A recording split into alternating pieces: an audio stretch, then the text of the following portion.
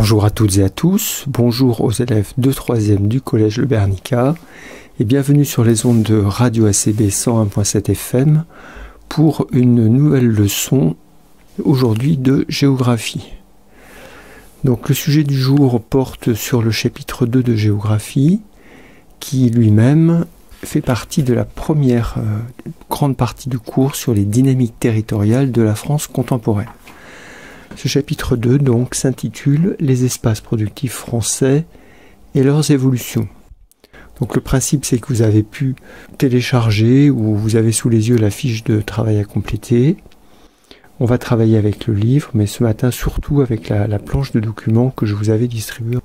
Donc les espaces productifs français et leurs évolutions, on peut s'arrêter sur ce titre et tenter de définir la notion d'espace productif.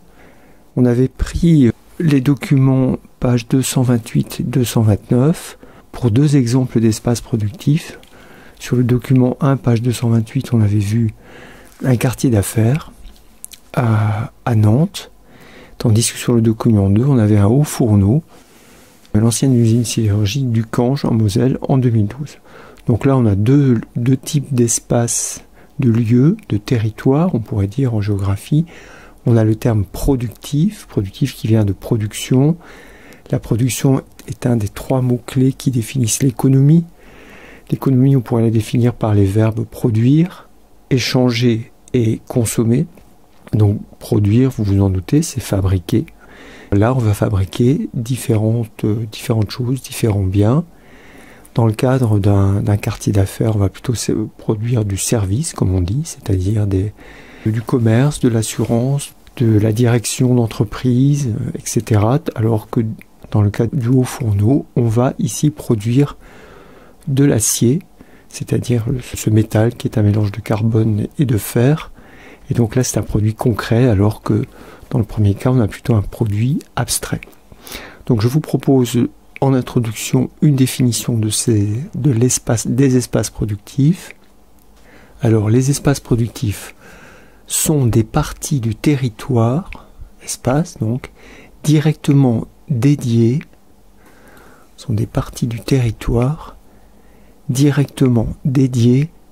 à la production de richesses. Qu'elle soit agricole, c'est vrai que là on ne l'a pas vu dans l'exemple, ça peut être une production agricole, industrielle ou de services, comme dans l'exemple 1, ou de services. Le deuxième élément du titre, c'est le terme d'évolution.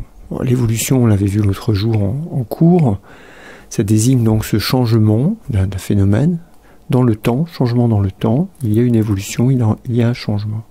C'est vrai que c'est un terme qui convient mieux d'habitude à un chapitre d'histoire, mais la géographie peut malgré tout se placer dans des évolutions récentes des territoires et dans leur étude. Donc je vous propose en questionnement général de ce chapitre, quelles sont les dynamiques territoriales, comme on l'avait déjà défini, et les mutations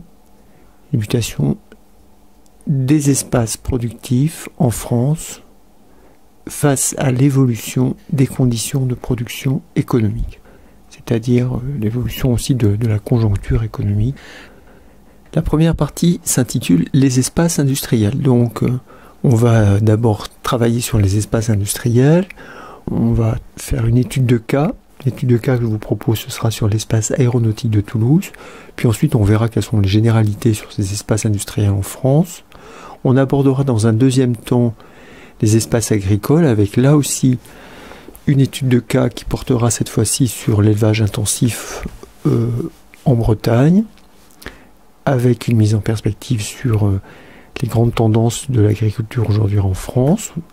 Et troisièmement, les espaces de service, cette fois-ci sans étude de cas, en France. Donc, grand 1, les espaces industriels. Avec la question suivante, quelle mutation, c'est-à-dire profonde transformation, une mutation c'est une profonde transformation, connaissent les espaces industriels français? Quelle mutation, profonde transformation connaissent les espaces industriels français? C'est vrai que le terme de mutation peut aussi correspondre à un déplacement de personnes, par exemple un déplacement d'un fonctionnaire dans le cadre de son travail. Ce fonctionnaire, on dira, est muté. Grand A, l'exemple de l'espace aéronautique de Toulouse. Donc vous avez la planche de documents avec vous et on va d'abord localiser cet espace toulousain. Alors vous avez le petit médaillon en haut à droite du document 2 avec Toulouse. Donc Toulouse se place, on pourrait dire, dans le quart sud-ouest de la France et là dans la région Occitanie. Certains documents ont été corrigés, mais je crois que dans certains cas j'ai omis la modification du nom de la région administrative qui s'appelait autrefois Midi-Pyrénées et qui s'appelle maintenant Occitanie, même si ça ne correspond pas à l'Occitanie culturelle qui, elle, est la moitié sud de la France carrément. Je vous conseille d'aller voir évidemment le site Google Earth qui nous permet de mieux voir ces espaces toulousains. Et si vous allez donc sur Google Earth, sur la ville de Toulouse, vous remarquez que dans la partie ouest de la ville, eh bien, on remarque l'aéroport de Toulouse-Blagnac, et près de cet aéroport, on a des zones industrielles, des zones d'activité, des espaces de production qui là nous intéressent plus particulièrement. Si vous prenez le document 4, également de la planche, vous remarquez que à l'ouest de Toulouse, voilà, vous avez des chiffres avec un petit avion. Ce sont ces espaces plus particulièrement qui nous intéressent. Donc, on peut localiser. L'espace en question se trouve dans la banlieue ouest de Toulouse. Se trouve dans la banlieue, avec un E à la fin, ouest de Toulouse, capitale de la région Occitanie. Donc c'est vrai que vous pouvez identifier plus particulièrement cette zone industrielle qui est proche donc des pistes d'aéroport et identifier aussi cet espace par rapport à ceux que vous connaissez, c'est-à-dire centre-ville, banlieue, couronne périurbaine. On est là dans un espace en continuité avec le centre-ville, on est donc bien dans la banlieue toulousaine. On va ensuite définir cet espace productif et voir ses dynamiques à différentes échelles. Donc là, il faudra prendre le document 1, notamment de votre planche de documents. On va commencer par le document 1 et on va le lire ensemble. Les activités de haute technologie à Toulouse. C'est un texte d'Armand Frémont, Toulouse, Portrait de la France, Flammarion 2011. L'originalité de Toulouse tient dans la forte présence et le développement des industries de pointe. Petite note numéro 1, industrie de pointe, on a industrie de haute technologie. On va le définir ensuite. L'aéronautique constitue le fleuron de l'industrie toulousaine. Le siège social d'Airbus étant à Toulouse, ainsi que l'assemblage des appareils. Donc Airbus, c'est donc une marque d'avion, on pourrait dire. C'est aussi le nom d'un constructeur Airbus, qui est un constructeur européen, qui est un des deux grands leaders de la fabrication d'avions avec l'américain Boeing. Après avoir lancé Caravelle et Concorde, les usines de Toulouse produisent maintenant les Airbus en concurrence féroce avec Boeing. Donc vous pouvez aller chercher sur Google à Caravelle et Concorde. Alors Caravelle, ça reprend le nom des premiers bateaux des conquistadores espagnols qui étaient partis à la conquête des Amériques, avec ce type de bateaux en bois, rond, bateaux à voile qu'on appelait des caravelles. Et donc dans les années 60, en France, on a produit un avion de transport civil à réaction, un biréacteur, pas très grand qui s'appelait la Caravelle et qui a rendu de nombreux services au transport aérien à l'époque et qui a permis aussi un développement de ce secteur. Quant au Concorde, c'est un autre type d'avion qui est également produit, qui a été produit en France, c'est un avion supersonique conçu conjointement par un constructeur français et un constructeur britannique qui a été en service de 1976 à 2003. Sa vitesse était de Mach 2, était capable de dépasser le mur du son et c'était donc un avion civil qui permettait notamment de traverser l'Atlantique à très grande vitesse. Et sa forte consommation de carburant avait rendu son exploitation déficitaire. Un accident de Concorde en 2000, l'unique accident d'ailleurs avec cet avion, précipita la fin de son exploitation. Après avoir lancé donc Caravelle et Concorde, les usines de Toulouse produisent maintenant les Airbus en concurrence féroce avec Boeing. Le secteur spatial est la deuxième activité industrielle de Toulouse. Avec plus de 5000 emplois, les laboratoires et les usines du CNES, Centre national d'études spatiales de Matra Motorola, de Matra Marconi Espace et d'Alcatel Espace, tirent l'essentiel de leur activité de la fabrication de satellites destinés aux lanceurs d'Ariane. À ces deux activités majeures, il faut ajouter l'électronique, l'informatique, Motorola, Siemens et la pharmacie Elf Sanofi. On remarque donc que Toulouse accueille différentes activités liées à ce qu'on appelle l'aérospatial. D'ailleurs, vous avez une définition de l'aérospatial dans l'encart avec les définitions. Aérospatial nous dit rassemble les activités aéronautiques et celles liées à la fabrication des engins spatiaux, fusées, satellites. Alors que l'aéronautique, juste au-dessus, ce sont les activités liées à la fabrication d'avions et d'hélicoptères. Et c'est plus particulièrement un espace lié à cette fabrication d'avions ici qui nous intéresse. Il faut donc maintenant définir également ce qu'on appelle les activités de pointe ou les activités de haute technologie dont nous parle le texte. Donc une troisième définition, la haute technologie, activité basée sur les découvertes scientifiques et techniques, informatique, télécommunications, aéronautique. Voilà pour les éléments importants de ce texte. Vous remarquez sur le document 2 le site d'Aéroconstellation à Toulouse. C'est ici un site destiné à l'assemblage plus particulièrement des avions A380. Il y a d'autres hangars qui permettent aussi de construire d'autres types d'avions Airbus. On les voit d'ailleurs sur le plan. Vous avez l'A380 mais aussi l'A320, A330, A340, A350. Qui sont des avions Airbus de différentes tailles. On peut donc désormais définir plus précisément cet espace productif en notant sur votre fiche l'espace aéronautique de Toulouse, l'espace aéronautique de Toulouse est un espace industriel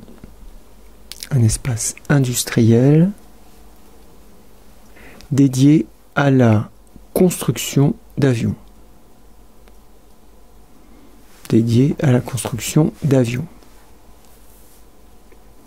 À la ligne, cette activité industrielle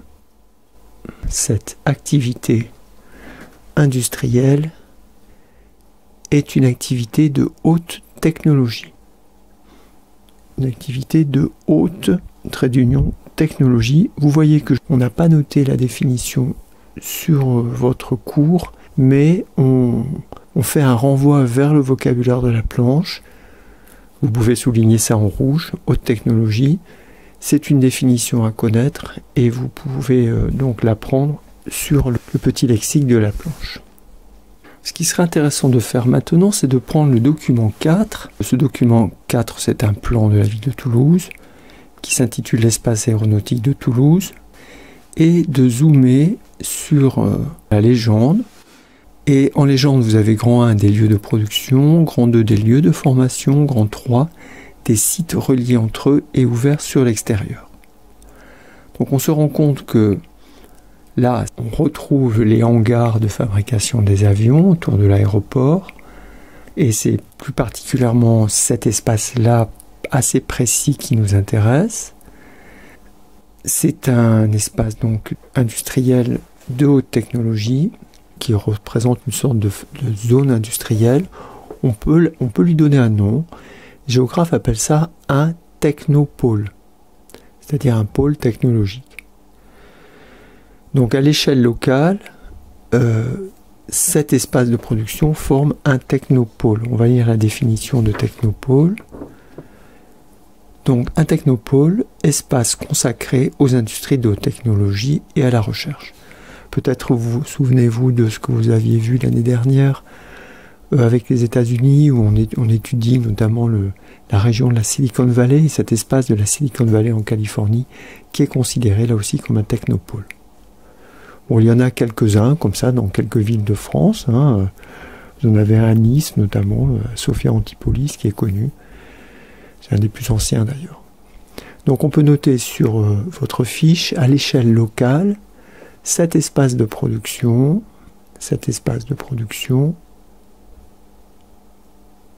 forme un technopôle, pôle avec un accent circonflexe. Là aussi, voir document de la planche.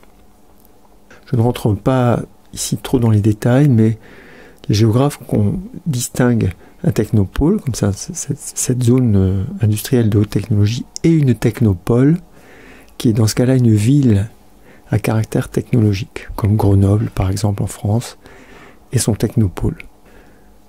Donc on peut continuer notre trace écrite, forme un technopôle constitué des sites de production des avions Airbus, et de ses sous-traitants. En effet, lorsqu'on reprend le plan, vous remarquez que il y a une sorte de croissant qui part des ateliers d'assemblage au nord-ouest jusqu'à un complexe scientifique au sud-est, et ce qui forme ce qu'ils appellent le croissant aéronautique des sous-traitants. Alors les sous-traitants ici c'est quoi?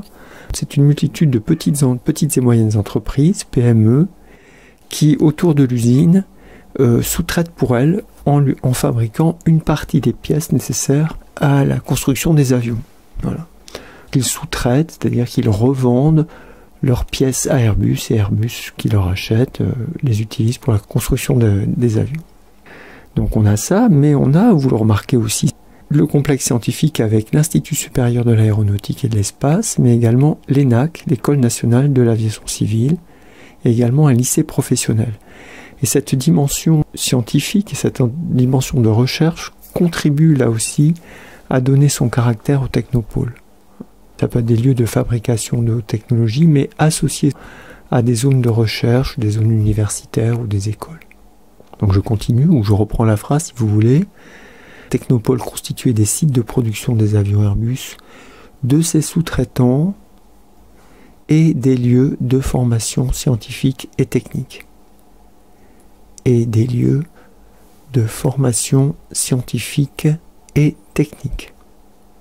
Grandes écoles, universités. La dynamique territoriale liée à la fabrication de cet avion Airbus existe également à l'échelle régionale, l'échelle nationale, européenne, voire mondiale. Il y a un changement d'échelle qui s'opère et l'Airbus contribue à la dynamique des territoires. Donc l'originalité de cet avion, c'est que c'est un avion qui est un projet européen. Donc l'Airbus, le dernier sous-titre, l'Airbus, un projet européen. Donc on peut prendre le document 3 cette fois-ci de la planche, intitulé La fabrication de l'Airbus. Là c'est l'exemple de l'A380 en Europe. Et vous remarquez que on a différents éléments de l'avion, la voilure, le cockpit, empennage, pointe arrière, etc., qui sont fabriqués dans différents pays européens.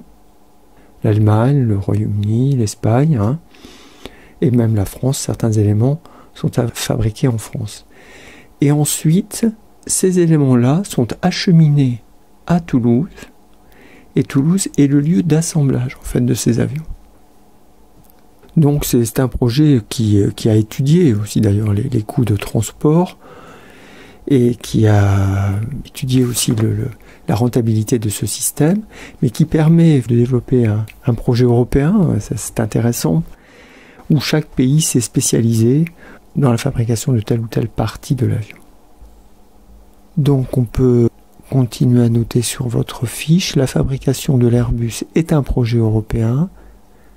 La fabrication de l'Airbus est un projet européen car différents éléments de l'avion arrivent de plusieurs pays européens. On va le voir par air, terre, mer, fleuve, pour être assemblés sur le site Aéroconstellation. On peut le citer, c'est le site du document 2, sur le site Aéroconstellation de Toulouse. Alors, l'acheminement utilise différents modes de transport. Peut-être le plus connu, c'est une sorte d'avion Airbus qui a été construit spécialement, qui s'appelle le Beluga. Le Beluga est un énorme Airbus qui permet de transporter dans sa carlingue un fuselage d'avion. Donc après c'est vide, donc c'est pas très lourd, hein. Il est très volumineux et il permet comme ça d'acheminer par les airs des morceaux de carlingue d'avion. Allez voir sur internet, Beluga, c'est assez marrant, c'est un avion qui s'ouvre comme ça par l'avant pour faire sortir le fuselage. On peut acheminer également par voie terrestre. On a dû construire une route particulière juste de Bordeaux à Toulouse pour acheminer par camion des éléments de cet avion A380 jusqu'à Toulouse. On a même donc il peut y avoir une sorte de transport multimodal puisque on passe d'un bateau de haute mer à des barges qui peuvent circuler sur le canal du Midi et ensuite utiliser des camions pour aller jusqu'à Toulouse. Et donc le site Aéroconstellation, c'est un clin d'œil aussi à un ancien avion qui s'appelait le Constellation, un avion qui était fabriqué également dans la région, un quadrimoteur qui a d'ailleurs desservi l'île de la Réunion dans les années 60 également. Et il faut savoir que en fait, la construction des avions à Toulouse correspond à une tradition française, une tradition contemporaine, qui est liée aux menaces de guerre qui pouvaient exister sur nos frontières. Nos menaces de guerre existaient surtout au nord, notamment au nord-est avec l'Allemagne, et donc les autorités françaises ont dès la Première Guerre mondiale avaient imaginé installer ces usines d'aviation, de fabrication d'avions, ces usines aéronautiques dans le sud de la France. Donc là, il y a une tradition française, avec notamment les constructeurs Latécoère, qui sont implantés de longue date à Toulouse, ainsi que Sud Aviation. Donc cette dimension européenne montre que c'est un aspect de la mondialisation des échanges. Et d'ailleurs, Airbus a aussi des unités de fabrication d'avions ailleurs dans le monde, et notamment en Chine. Bon, je ne vais pas le développer ici, mais on aurait pu s'attarder sur la dimension régionale des espaces de production de haute technologie, puisque Toulouse n'est pas le seul lieu dans la région. Bordeaux également participe avec des unités de fabrication de haute technologie, et on a une sorte d'axe Toulouse-Bordeaux qui suit la Garonne. Et les Français aiment bien créer une sorte de zone comme ça de haute technologie à la mode américaine. Et ils l'ont appelé cet espace, ils ne l'ont pas appelé la Silicon Valley comme aux États-Unis, mais ils l'ont appelé l'Aerospace Valley. Voilà. Et c'est vrai que cette région du sud-ouest, notamment avec Pau, Tarbes, contribue à la fabrication de différentes pièces liées aux activités aéronautiques ou aérospatiales d'ailleurs. Alors pour conclure ce premier volet, eh bien la situation actuelle suite à l'épidémie de coronavirus font que les activités toulousaines sont gravement menacées.